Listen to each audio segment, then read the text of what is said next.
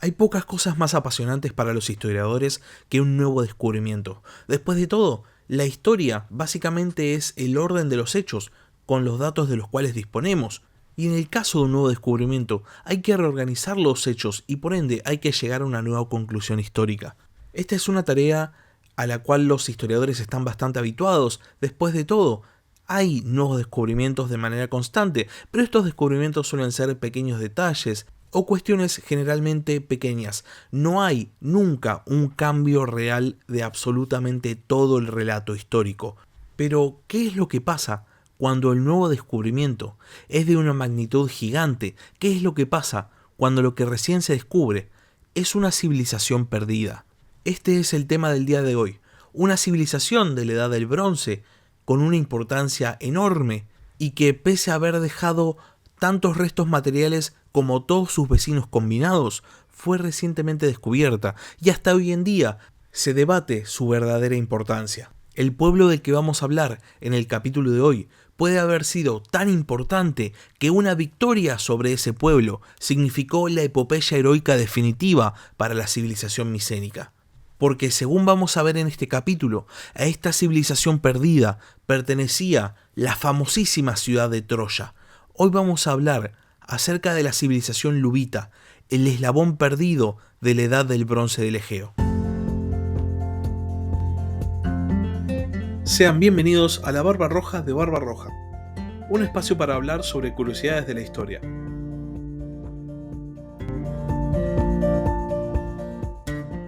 Cuando vemos mapas de las civilizaciones de la Edad del Bronce, todos los territorios de la cuenca del Egeo están ocupados por pueblos de importancia. Todos excepto uno, el oeste de Anatolia.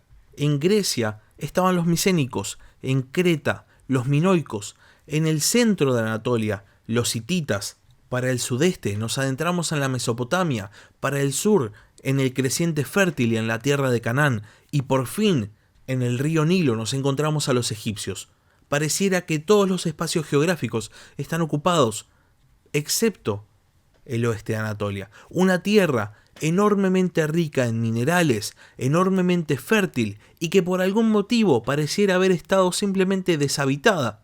Sin embargo, tanto en Grecia como en el centro de Anatolia, territorios ciertamente más pobres en cuanto a minerales y mucho menos fértiles, había civilizaciones que estaban en auge. ¿Qué estaba pasando en el oeste de Anatolia que nadie lo quería ocupar? ¿Por qué ningún pueblo de importancia decidió asentarse en estas tierras? En el capítulo de hoy vamos a explorar los estudios lubitas que justamente exploran la historia de esta civilización perdida que, como podrán imaginarse, tuvo su núcleo geográfico en la región más rica del este del Mediterráneo. Los lubitas, al igual que tantos otros pueblos de la época, al igual que los micénicos y los minoicos, al igual que los hititas y emparentados con estos últimos, eran indoeuropeos y habían llegado a las costas del oeste de Anatolia aproximadamente en el año 3000 a.C. Hay dos hipótesis de cómo pueden haber llegado, una desde Tracia, cruzando el estrecho del Bósforo, y la otra siguiendo la ruta de migración indoeuropea por el Cáucaso, que fue la ruta que siguieron los hititas. Sea como fuere, este pueblo aparece en los registros históricos a partir del año 2000 a.C., que es el momento en el cual tanto nombres personales como palabras prestadas del idioma lubita aparecen en los documentos oficiales de la colonia asiria de Kanesh, en Anatolia. Ahora bien, lo que diferencia a la civilización lubita del resto de sus vecinos es que, a diferencia de los hititas, a diferencia de los micénicos o de los minoicos, su territorio no estaba unificado bajo la autoridad de un gran líder político, no eran un reino o un imperio, sino que eran varios estados independientes. La civilización lubita estaba fragmentada, de manera muy similar a cómo eventualmente los griegos de la Grecia continental van a estar fragmentados en ciudades-estados. El porqué de esta fragmentación de los lubitas no está claro, pero la conclusión a la que podemos llegar es que cada uno de estos microestados era tan rico y estaba tan extensamente poblado que simplemente no podía ser conquistado por sus vecinos sin una guerra abierta a gran escala. ¿Y en qué basamos esta conclusión? ¿Cómo sabemos que los estados lubitas eran efectivamente tan ricos y estaban tan extensamente poblados. No estamos hablando de una civilización perdida. Y acá vamos a hablar del primero de muchos datos que vamos a dar en este capítulo, que nos van a dar una idea de la magnitud de esta civilización. El territorio luvita iba desde Antalya en el sur de Anatolia hasta Troya en el norte, y en ese territorio se encontraron 340 restos de asentamientos luvitas, un número mayor al de los minoicos, micénicos e hititas combinados. Estamos hablando básicamente de una supercivilización en toda regla, un pueblo tan extenso y tan importante que el hecho de que la desconozcamos es prácticamente ridículo. Pero ahora pensemos en por qué desconocemos a los luvitas. Como sabrán, la historia se estudia en base a textos, en base a fuente escrita.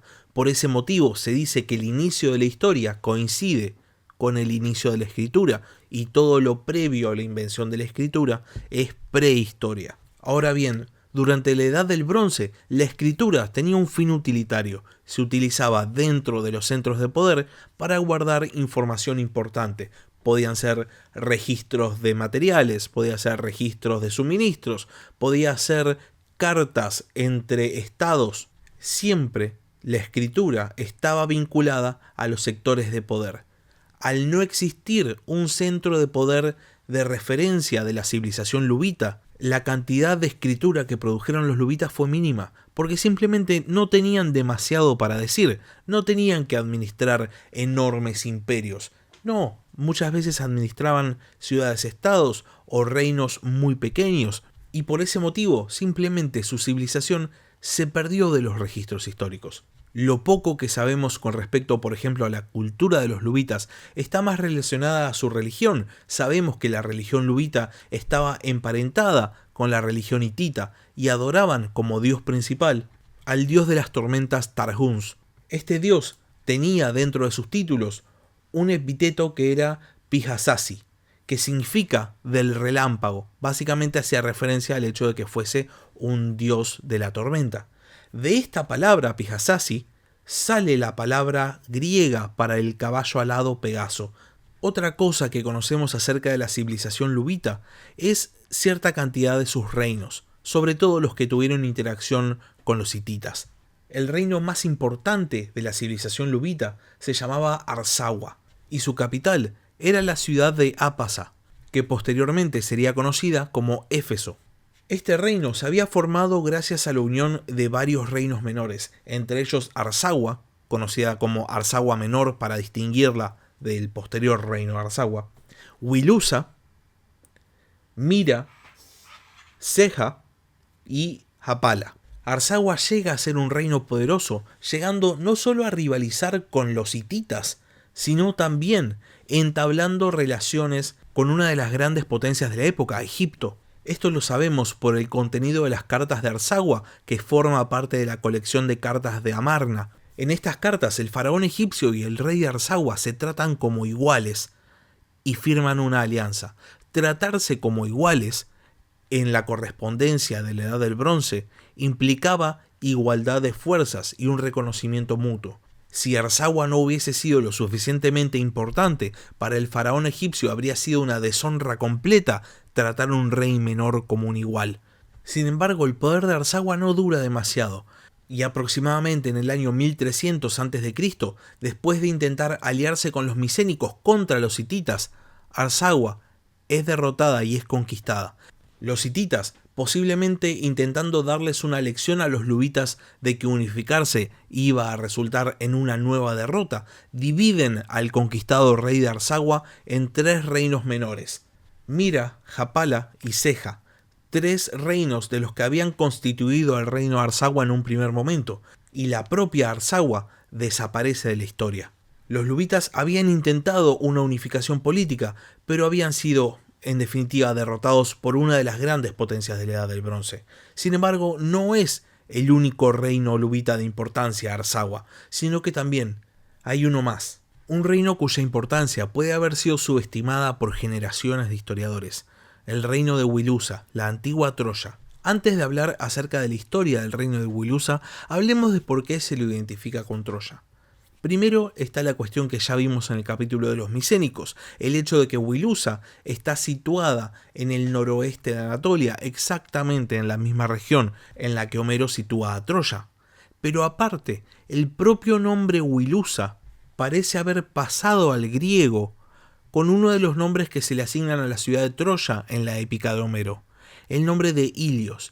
Ilios Wilusa. La estructura de la palabra está ahí, y esto llevó a que los historiadores empiecen a considerar que Wilusa e Ilios eran las palabras de los hititas y los griegos para el mismo reino luvita. Wilusa había formado parte del reino de Arsagua, pero en algún momento previo a la conquista hitita, este territorio parece haberse separado. ¿Cómo sabemos esto? Wilusa y Arsagua caen en manos hititas al mismo tiempo. Sin embargo, Arsagua es dividida en 3 y es puesta bajo control de reyes vasallos. Sin embargo, el rey de Wilusa, Alexandru, de donde podría venir el nombre griego Alexandros y por ende nuestro Alejandro, firma un tratado con el rey hitita Mursili II, en el cual declaran su amistad. Pero esta amistad de Wilusa con los hititas implicaba vasallaje. Sin embargo, a diferencia de Arsagua, Wilusa no solo no es dividida territorialmente, sino que además conserva a su rey. Ahora bien, ¿cuál fue la importancia real de este reino y por qué llega su nombre hasta nuestros días? La verdad es que no lo sabemos, solo podemos especular. Pero como dice el doctor Eberhard Sanger, el escritor del libro Los Luvitas, el enlace perdido en la edad del bronce del Egeo, Wilusa parece haber sido tan importante como para que generaciones tras generaciones de griegos canten las hazañas de su pueblo en la conquista de esta ciudad, haya ocurrido realmente o no. Lo único que sabemos con claridad con respecto a Wilusa es que la última mención que hay de esta ciudad en cualquier relato histórico proviene de la carta de Milawata del siglo XIII a.C. En esta carta, el rey hitita mandaba a llamar a Walmu, el rey de Wilusa, para volver a instaurarlo en el trono porque había sido depuesto. Hay historiadores que plantean que el hecho de que el rey hubiese sido depuesto y el hecho de que esta fuese la última mención de la ciudad en cualquier documento histórico implica que esa deposición del rey fue en realidad una conquista y posterior destrucción de la ciudad, y que esto daría sustento a la teoría de que la guerra de Troya existió y que ocurrió en Wilusa. Pero ahora, ¿por qué los micénicos habrían no solo atacado Wilusa, sino, en vez de conquistarla y retenerla, haciendo pie por fin en Anatolia, que como ya sabemos por el capítulo pasado es algo que intentaron y fallaron? ¿Por qué la habrían destruido? ¿Qué motivó a los micénicos como para llevar a cabo semejante acto? La respuesta a esto podría estar en una teoría que realiza el Dr. Sanger, en la cual intenta buscar una nueva causa para el colapso de la Edad del Bronce, y que da pie al nombre de su libro. Todos escuchamos alguna vez que las civilizaciones de la Edad del Bronce en un momento colapsan. ¿Y por qué colapsan? Por una invasión. ¿De quién? De los pueblos del mar. Un grupo del que se conoce prácticamente nada. De hecho, el propio nombre, Pueblos del Mar, sale de una inscripción egipcia en el templo de Karnak, hecha por el faraón Meremtah. Pero después no sabemos nada. Sabemos que hubieron invasiones a gran escala en todas las grandes civilizaciones, que cayeron los hititas, cayeron los micénicos, los propios egipcios estuvieron a punto de caer. Pero lo que no sabemos es qué pasó con los luvitas. Lo único que sabemos realmente con respecto a ellos es que algunos de sus pueblos, algunos de sus reinos, figuran en las inscripciones egipcias como parte de los pueblos del mar. Sin embargo, durante mucho tiempo, al desconocerse la existencia de la civilización luvita, se armó un relato. Llegan migrantes que milagrosamente saben navegar a la perfección las aguas del Egeo. Estos migrantes son belicosos y hacen caer una tras otra todas las grandes estructuras políticas de la Edad del Bronce. Finalmente, los egipcios los logran derrotar y de la misma manera que estos pueblos del mar llegaron, desaparecen del relato histórico. Dicho de otra manera, los pueblos del mar emergen en la historia como una especie de inevitable fuerza de la naturaleza y cuando cumplen su cometido simplemente se van, desaparecen, lograron la caída de la civilización. Esto parece un relato mucho más relacionado a los mitos que a una posible verdad histórica. Y por este motivo, y armado con su nuevo conocimiento acerca de la civilización luvita, Eberhard Sanger realiza una nueva teoría, que en este momento no es más que una hipótesis. Sin embargo, si llegara a probarse, podría llegar a cambiar gran parte de nuestro conocimiento histórico. Sanger dice que los pueblos del mar, como los egipcios denominaron a estos tumultuosos bárbaros que emergieron de la nada, en realidad estaban conformados por micénicos, por algún remanente minoico y por luvitas, algo que sabemos con certeza acerca del periodo de los pueblos del mar. Es que hubo una gran sequía que se expandió durante años. Esta sequía habría llevado a las civilizaciones del Egeo a un punto de quiebre, sobre todo a la superpoblada civilización luvita, y por este motivo se habrían generado nuevas alianzas, se habrían generado confederaciones que se habrían lanzado a la conquista. En el caso de los luvitas, primero habrían formado una confederación para enfrentarse al imperio hitita. De hecho, sabemos el nombre de esta confederación defensiva. Se llamó Asuwa y fue bastante conocida en la época. De hecho, tanto en el linear B de los micénicos como en la escritura egipcia aparece el nombre de esta confederación, pero aparece como Asiya, y habría sido lo suficientemente importante como para que los griegos dieran el nombre de esa confederación a todos los territorios al este del Helesponto, transformándose en el nombre Asia. La confederación de Asuwa es derrotada por los hititas, pero tal vez esta misma confederación u otra confederación luvita se lanzó a un ataque, dice Sanger en su teoría, contra los micénicos. Un ataque que termina con los saqueos de varios palacios. Y los micénicos no se limitan a simplemente recibir una derrota, sino que lanzan un contraataque y atacan específicamente al reino de Wilusa, transformándose en la guerra de Troya.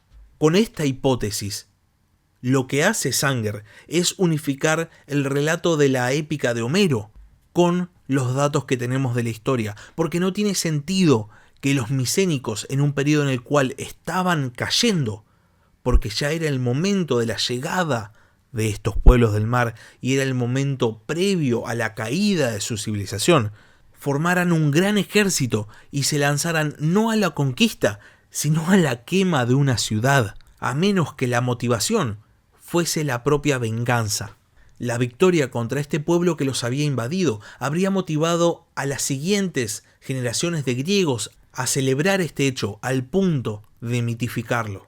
Por otro lado, dice Sanger, solo con este modelo de un contrapeso en el Egeo al poder de los micénicos y los posibles conflictos entre ambos pueblos, se puede entender primero la referencia de los pueblos que se largaron a la conquista como los pueblos del mar, y segundo, se puede entender el nivel de destrucción al cual llegó toda la cuenca del Mediterráneo oriental. Sin embargo, al margen de lo interesante que parezca, esto es solo una hipótesis. No sabemos con certeza si los luvitas fueron parte de esos pueblos del mar que llevaron la destrucción de la civilización a todos los rincones del Mediterráneo oriental.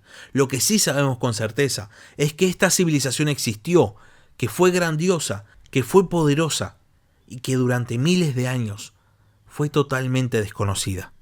Y hasta acá llegamos con el capítulo de hoy y les dejo la siguiente pregunta. ¿Qué creen acerca de los luvitas? ¿Pueden haber formado parte de los pueblos del mar? ¿Tiene sentido con esta hipótesis la guerra de Troya? Espero sus comentarios en la caja de comentarios de YouTube, o si no, pueden escribirme un mail al mail del podcast, labarbarroja@gmail.com, o también pueden seguirme en Twitter en @barbarrojacast y comentar el tweet del capítulo. Muchas gracias por haber escuchado y hasta la próxima. Gracias por escuchar La Barba Roja de Barbarroja. Si tenés algún comentario, si tenés alguna pregunta o simplemente tenés algo para decir, podés escribir un comentario en YouTube o bien podés mandar un mail a labarbarrojadebarbarroja@gmail.com. Hasta la próxima.